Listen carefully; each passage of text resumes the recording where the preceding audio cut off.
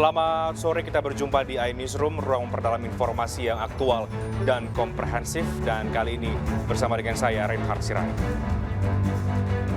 Sejumlah pedagang kaki lima kocar-kacir saat petugas Satpol PP gelar razia di kawasan Pasar Tanah Abang, Jakarta Pusat. Sejumlah pedagang bahkan nekat rebut barang dagangan yang diangkut petugas.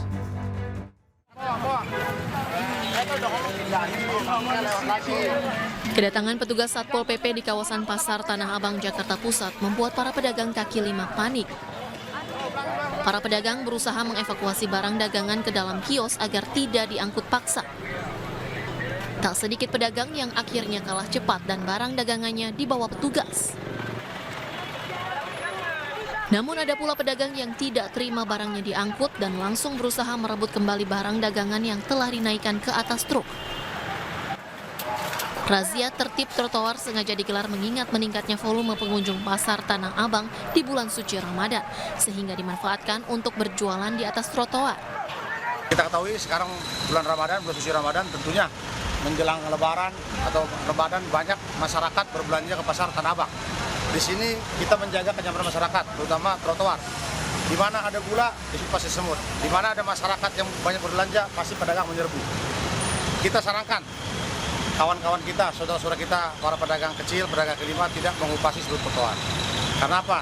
Sangat mengganggu ketertiban umum. Kita hadir di sini untuk menjaga kenyamanan mereka. Karena apa? Bila berdesak-desakan tentu COVID-19 masih ada, tidak hilang. Rawan juga terhadap pencopetan. Petugas mengancam akan menindak tegas para pedagang jika masih membandel dengan nekat berjualan di atas trotoar melewati garis kuning. Dari Jakarta, Rani Sanjaya, iNews melaporkan. Diduga akibat korsleting listrik, sebuah bangunan dealer sepeda motor di Lombok Timur, Nusa Tenggara Barat terbakar malam tadi. Beruntung api cepat dipadamkan sehingga tidak membakar bangunan lainnya.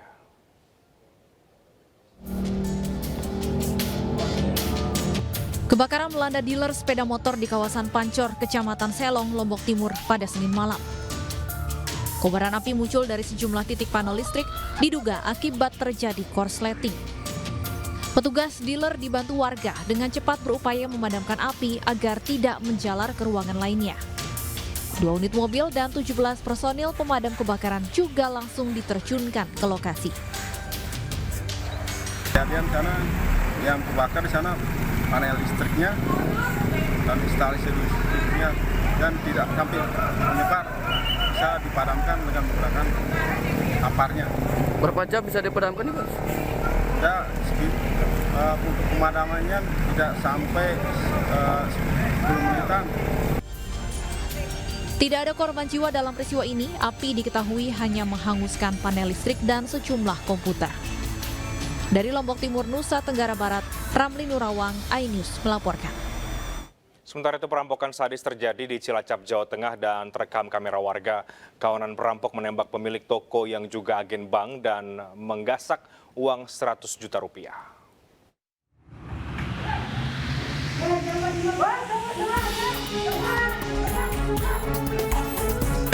Inilah video yang diambil warga saat seorang pemilik toko ditembak kawanan rampok yang mendatangi tokonya di Desa Kaliwungu, Kedung Reja, Cilacap, Jawa Tengah.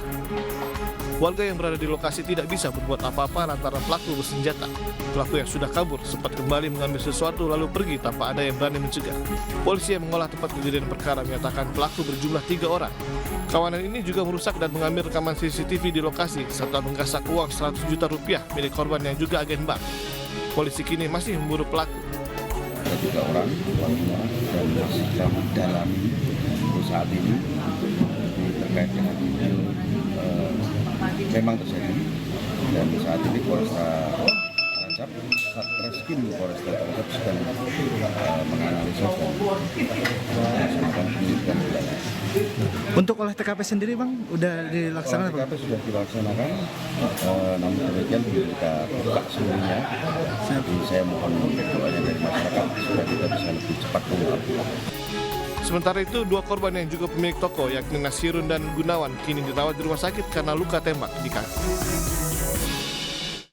Kita ke informasi lain, pemirsa. Nasib Piala Dunia U20 2023 di Indonesia belum jelas. Status Indonesia sebagai tuan rumah sedang di ujung tanduk setelah FIFA membatalkan drawing yang semula akan digelar di Bali.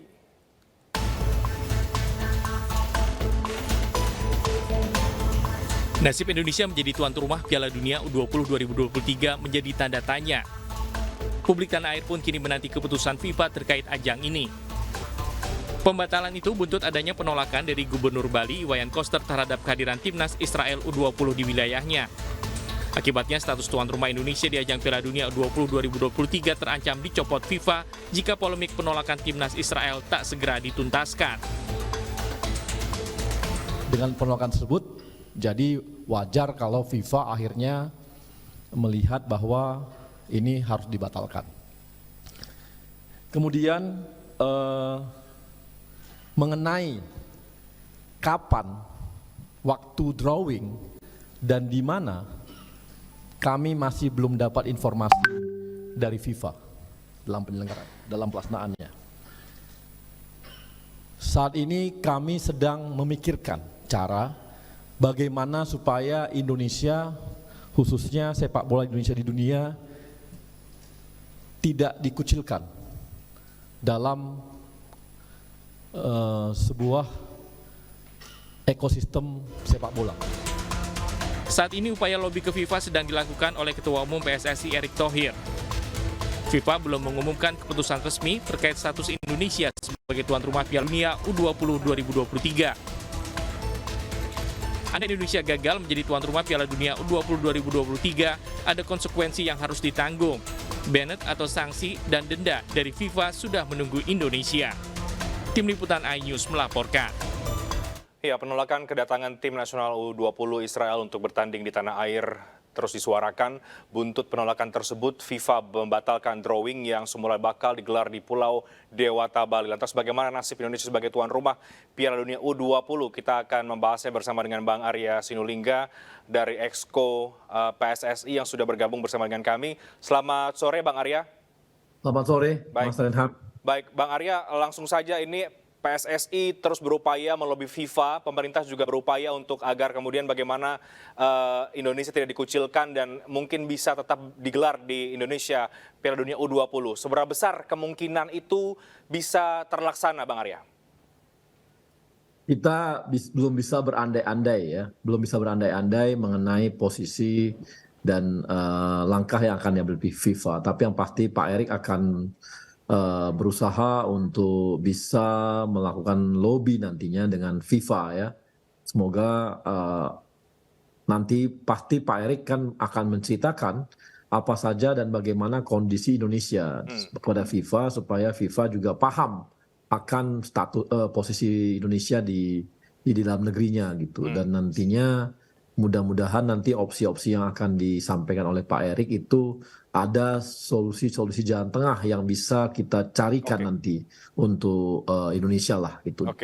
Gitu, Mas. Opsinya apa sih, Bang Arya, yang disampaikan oleh Ketua Umum PSSI kepada FIFA? Kabarnya kemudian rencana menggelar pas Israel bertanding ini di negara lain, di Singapura. Apakah benar atau seperti apa? Alternatif itu ada, tapi kan pasti juga FIFA melihat bahwa ketika mengajukan kan kita cuma satu. Opsi yang ditawarkan oleh Pak Erick Thohir, jalan tengahnya kepada FIFA ini opsi yang bagaimana, Bang Arya? Nanti kita lihat, kan namanya lobby kan kita masih ada beberapa opsi yang kita harus sampaikan ya. Sampai kepada misalnya nanti yang terburuk pun, itu harus kita hitung ya. Misalnya nanti FIFA nggak mau misalnya. Itu kan nanti ada kemungkinan kita di-ban. Kalau kita di-ban ini kan berarti kita akan jadi negara yang agak terkucil ya bukan agak terkucil dari ekosistem sepak bola dunia yang membuat kita akan nggak bisa menyelenggarakan pertandingan-pertandingan olahraga sepak bola Indonesia secara resmi. Kita nggak bisa mengikuti pertandingan internasional. Liga 1, 2, 3 kita tidak akan diakui FIFA. Akibatnya kita pun FIFA-nya nggak ada apa-apanya. Ini membuat berpengaruh kepada banyak hal. Ya kalau liganya nggak diakui kan nanti ke sponsor dan sebagainya. Akhirnya bisa berakibat banyak lah gitu. Itu yang harus kita pertimbangkan. Dan ini mengakibatkan kepada 35.000 pemain-pemain kita itu kan berdampak langsung itu. Jadi berdampak langsung pada mereka, belum lagi pelatih, pemain dan sebagainya. Oke.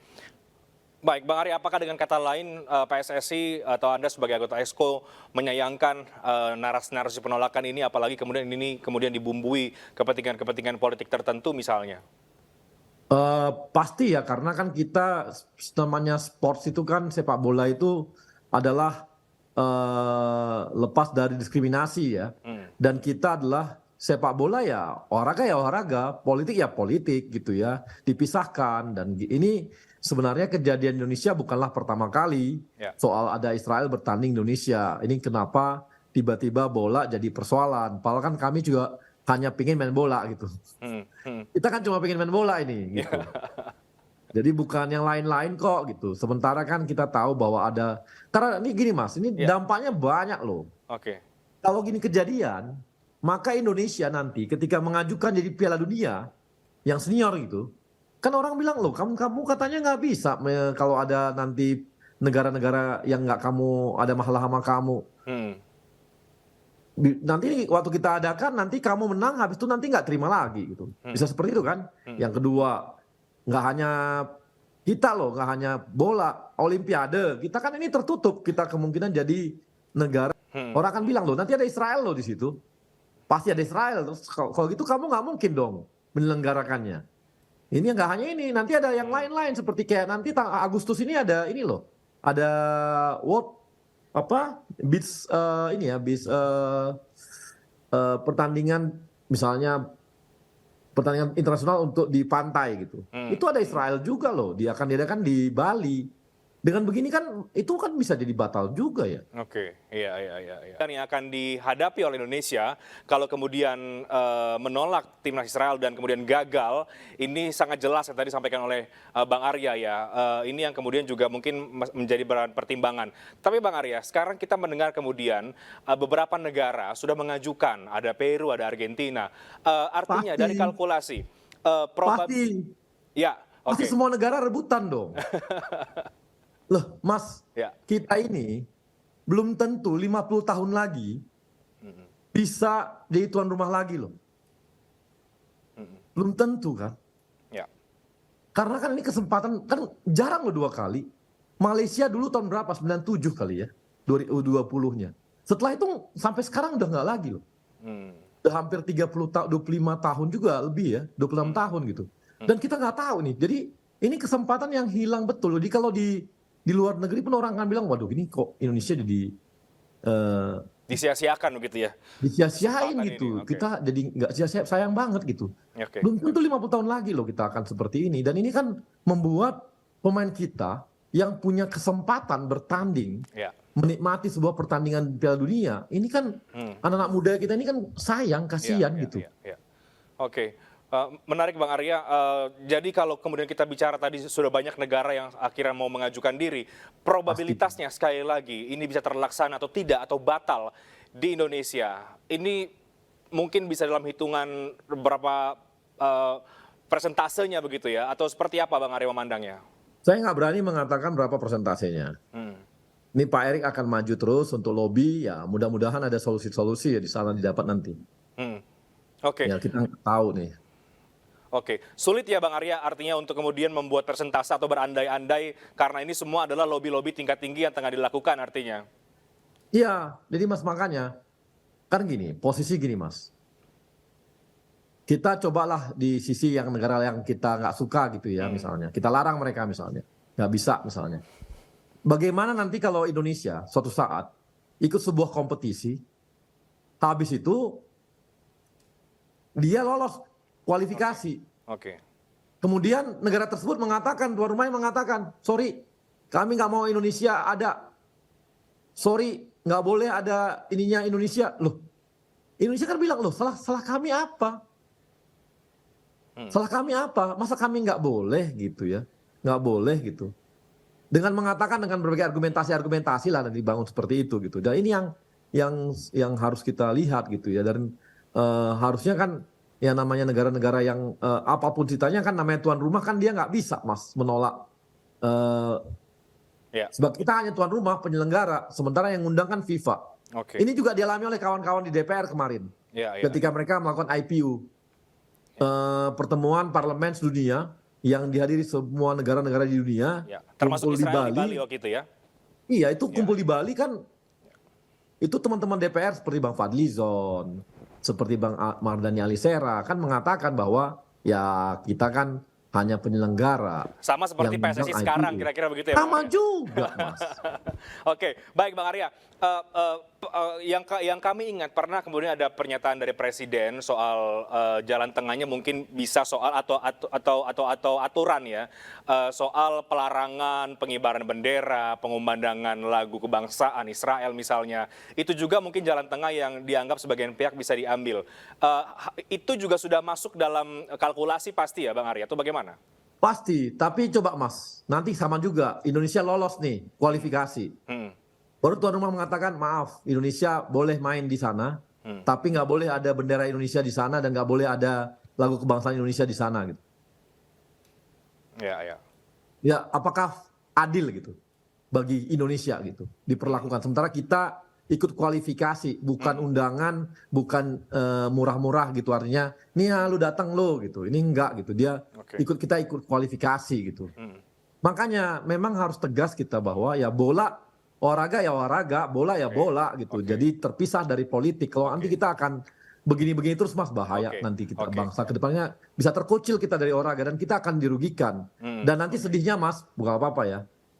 Sedihnya adalah ini teman-teman di Palestina juga mengatakan yang gitu, bahwa terpisah itu bola, kan dia ngomong juga itu Mas, Dubes, ya kan? Karena mereka tahu juga di sana juga Palestina kan ada juga sebuah kompetisi dengan Israel, bisa aja kemungkinan mereka akan bertanding. Dan kita jadikan ini Mas, dulu Iran dan Irak itu dulu perang loh, dan di bola lah mereka berdamai malah. Jadikanlah bola ini di alat persatuan dan alat perdamaian gitu. Bukan jadi alat politik gitu, jadi alat perdamaian kemanusiaan gitu. Baik, Bang. Artinya sekarang masih menunggu lobby ya yang dilakukan oleh PSSI, oleh Pak Erick Thohir juga yang langsung terbang ke Zurich kabarnya. Kita tahu nanti malam juga akan ada RDP antara Komisi 10 dengan PLT Menpora.